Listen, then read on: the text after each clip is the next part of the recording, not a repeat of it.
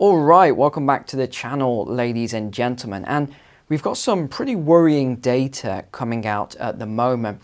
And it's not just around jobs, although we'll predominantly talk about jobs in the first part of the video here.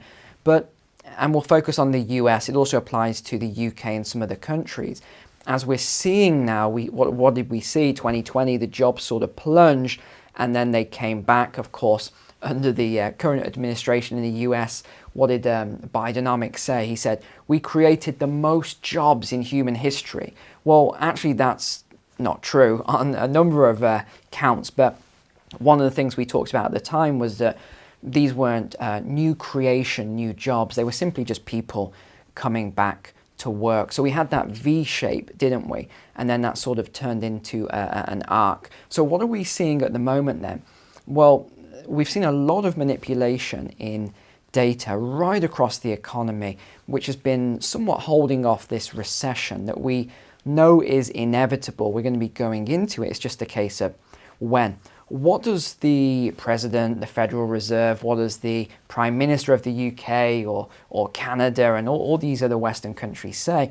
They say the economy is getting stronger every day. Well, the data doesn't reflect that, and the data doesn't show that. And one thing we often look at is the jobs numbers, because what drives an economy, it's people, it's maybe consumer spending, it's the GDP, it's of course energy, which goes into fueling that economy in the first place. It's the output. Do we have a trade deficit?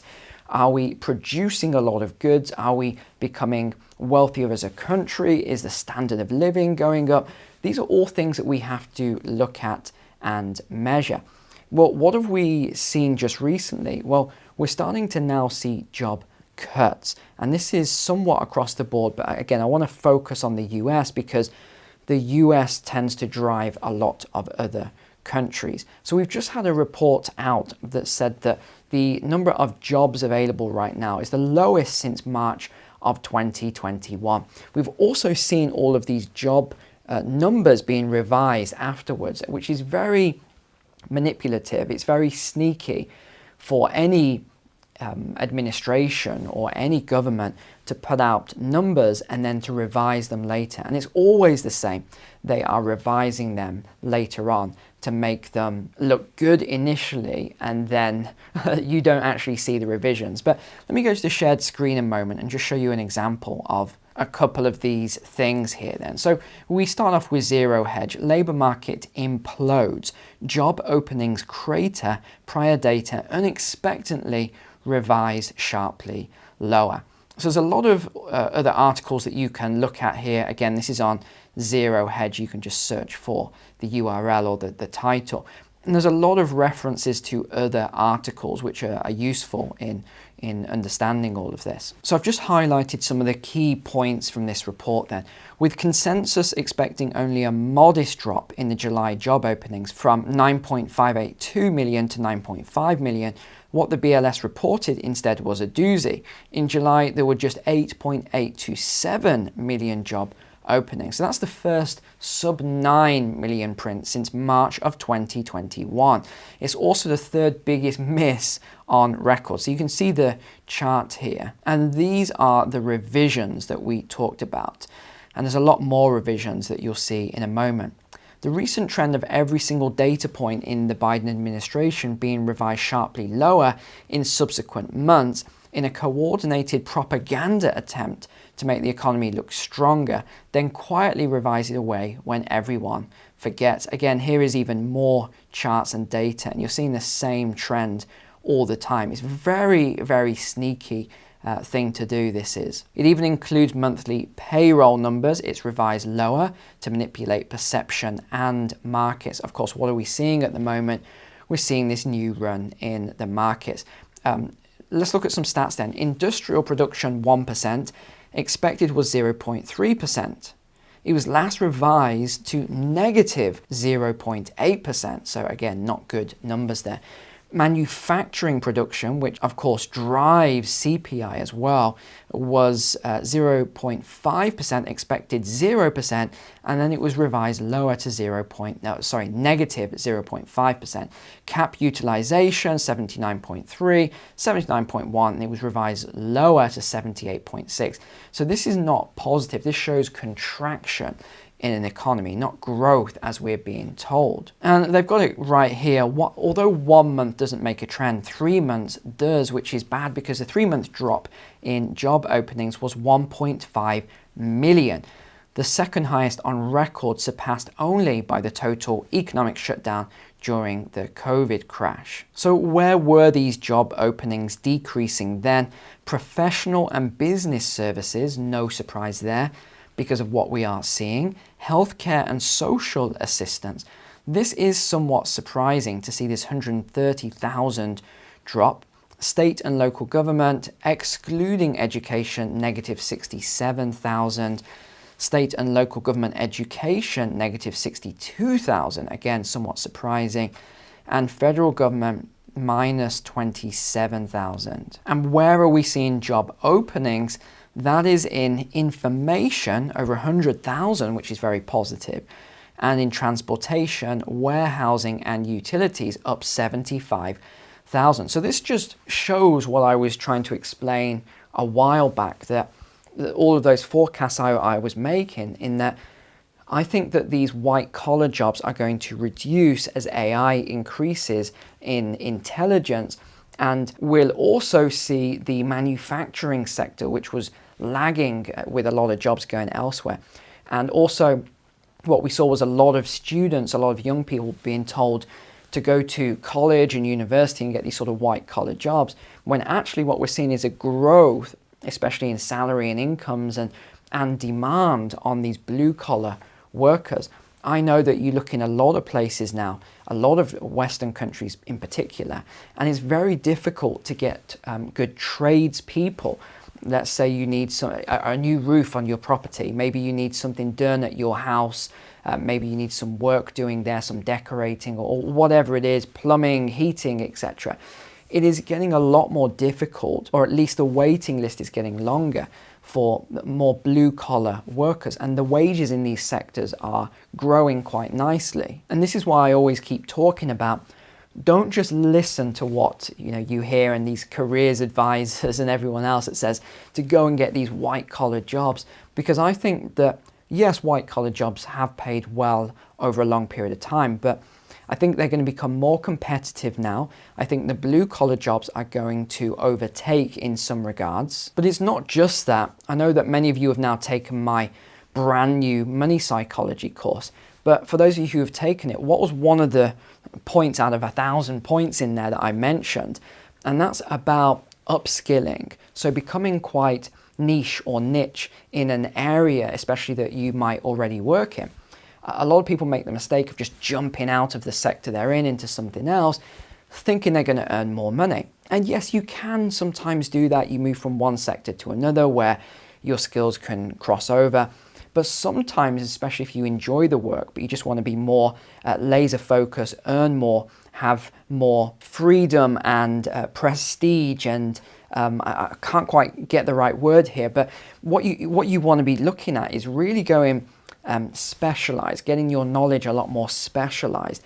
Whether you're an employee, you're self-employed, whether you've got your own business, when you get that specialized knowledge, you become more in demand, you can earn a lot more money or request a lot more money. And sometimes you don't have to go off to university or college or things like that to do this. I was given an example in the course of how I couldn't find anyone to remove I had some beehives in the new property that I bought, and they'd been there for over 20 years. It was just too difficult to remove. They were in the roof or the rafters, and no one could remove them. Well, eventually we found someone that would remove them, and he had to be skilled in about 4 or 5 different things. He had to be able to operate this cherry picker lift thing. He had to be a beekeeper. He had to be able to cut through the roof and repair it properly. And there was all these things that he had to be able to do. And that's why it was so hard to find that person. and he earned a lot of money. He did charge a lot of money for his services, and he did get to keep the honey, and he did rehome the hive. So he made a lot of money from all these things. This guy didn't go to university. He didn't go to college. He just found a very specific niche or niche. We say niche, Americans say niche. And he's able to make a huge amount of money, over 100,000 a year, just from this specific skill set that he has. And this is what I think we're going to see a lot more of. We're going to see a lot more of people moving into these highly specialized areas, especially roles that AI can't do, roles that AI can't take your job. Bloomberg also picking up on this trend with the job openings at the moment. The number of available positions decreased from 9.17 in June down to 8.83 in July. So this is the 6th decline in the last 7 months. And we also have the so-called quit rate, which measures voluntary job leavers as a share of total employment. This dropped to 2.3% as well. And this is the lowest level since the start of 2021. Remember what happened here. A lot of people were jumping from their job to a new job. And they're absolutely right. This implies that Americans are less confident in their ability to find another job in the current market. And they're absolutely correct in saying that. And we have some more data here. This is from layoffs.fyi.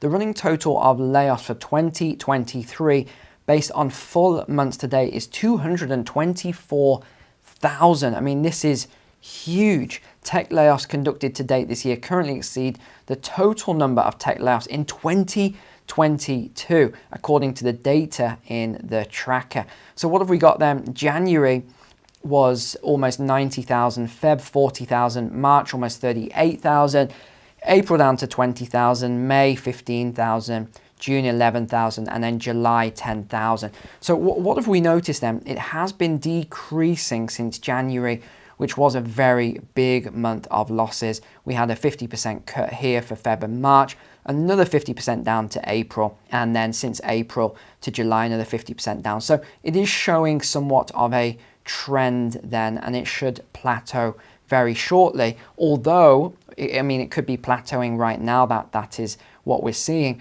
but we need to see what actually happens as well as we go into the end of the year and into early next year. But looking at this image here, the tech layoffs, it is somewhat telling of what we are seeing. This is, I mean, it's absolutely huge, really is, compared to other sectors. The Wall Street Journal shows quite an interesting article from earlier in the year then.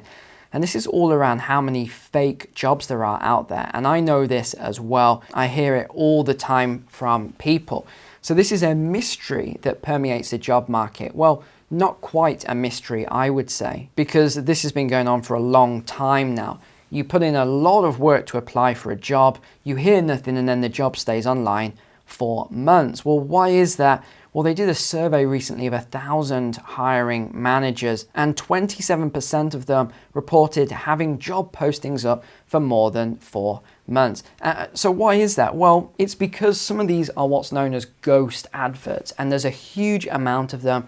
I don't even believe the survey. I think probably some of the hiring managers were being conservative there in what they're talking about, you know, this small amount of ghost adverts.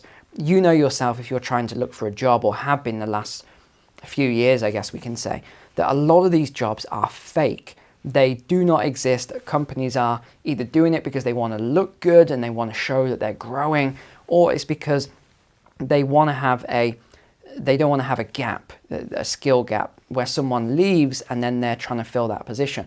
What they want is a lot of resumes or CVs available so they can just hire someone right away into that role. So that's why they're doing it. It's not all what it seems. And actually, just one other thing. So I was hiring someone recently to help me with a few things, and he went to one of the top universities in the UK. He has a master's degree in physics. He applied for all of these roles around AI and development and all this other stuff. And I think he said it was 8 or 9 months that he just couldn't find a job despite applying for jobs all the time. So I tend to rely on people's experiences more than data and surveys and things like that. And when I keep hearing these experiences from people all the time, that gives me a much better insight than what I might read on some media website or something like that. So we're definitely seeing these trends. And the other trend is around people who are quitting, and that is a lot less than it was previously. Because what do people often do? They are looking for another job before they then give in their notice and quit. So what does that also indicate to us? That there aren't as many jobs or as many good jobs or better jobs around. Otherwise, people would be quitting a lot more in order to take those new jobs. Another thing I found just this week then was corporate bankruptcies. So these are bankruptcies in 2023. And you can see that they are already, and this is just where we are in August time, this was the start of August, I believe, already 400. That's double last year. And it's on par with 2020, which, well, we know what happened in 2020. So we don't even know, it's still to be confirmed, what these bankruptcies are going to be this year. And by the way, this is in the greatest economy the world has ever known, if you believe the rhetoric. So if we do finally hit this recession, I wonder what that's going to look like.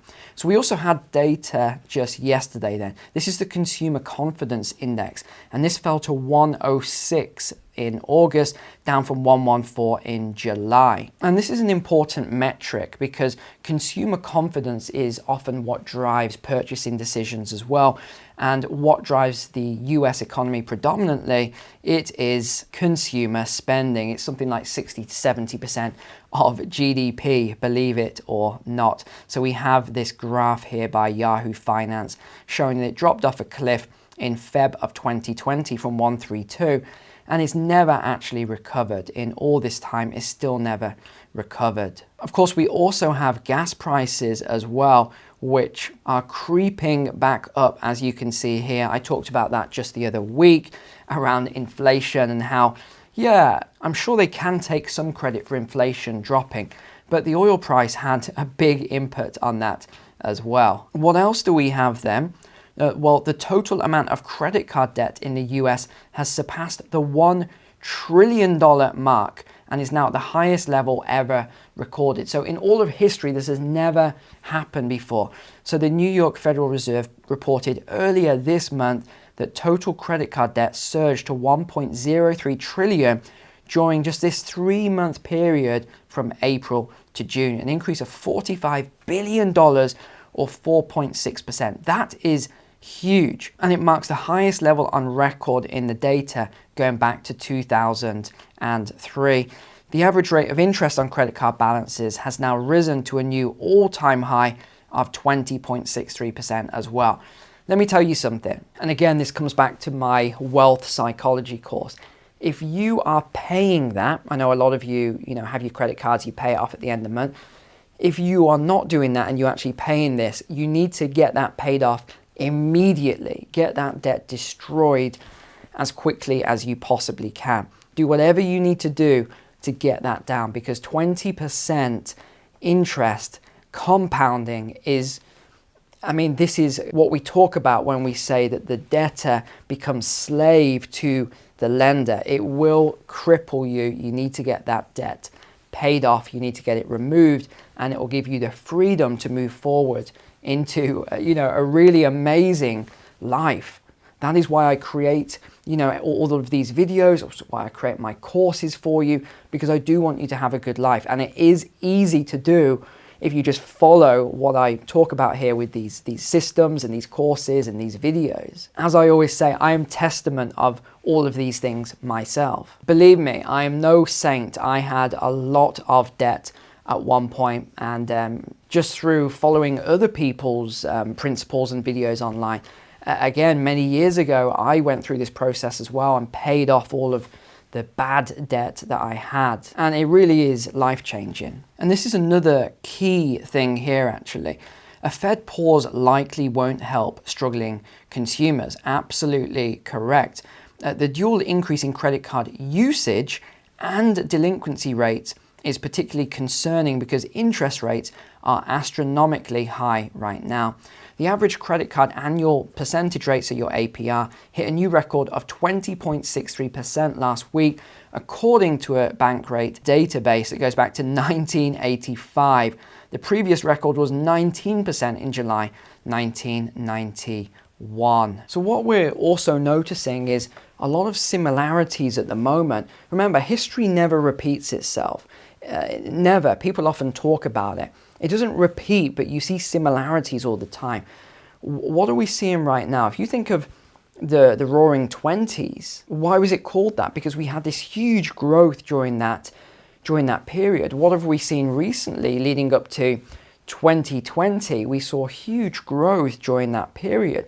We've seen this slowdown now, and what we're seeing is growth based on manipulation, but actually liquidity has been drying up. We're seeing interest rates going up, which restricts growth because companies won't take on more credit if the interest rate is too high, because it isn't worth it. They'd rather tighten their belts or try and just wait until interest rates come back down, and then they can take advantage of lower credit, which they can pump into R&D, research and development. And so this is what we're seeing at the moment. We're seeing this contraction, and what it's being talked up as is expansion, that the economy is doing really well.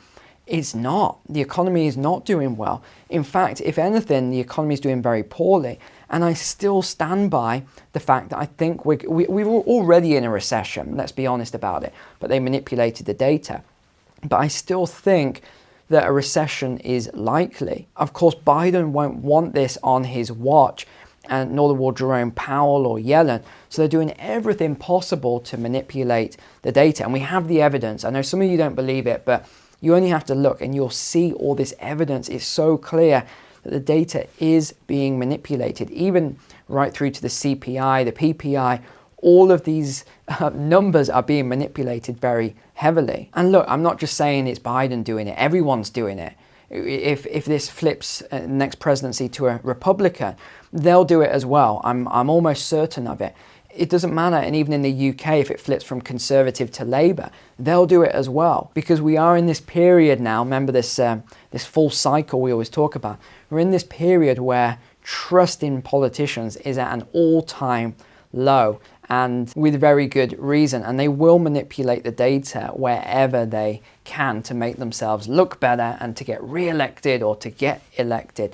Okay, these are all the things that we have to look forward to as we move forward. But I'll leave it there today. Thank you so much for watching, and thank you for taking my brand new course. Really appreciate it. Link is below in the description or as a pinned comment. And apart from that, I will see you tomorrow. Take care. God bless you. God bless your families. See you soon.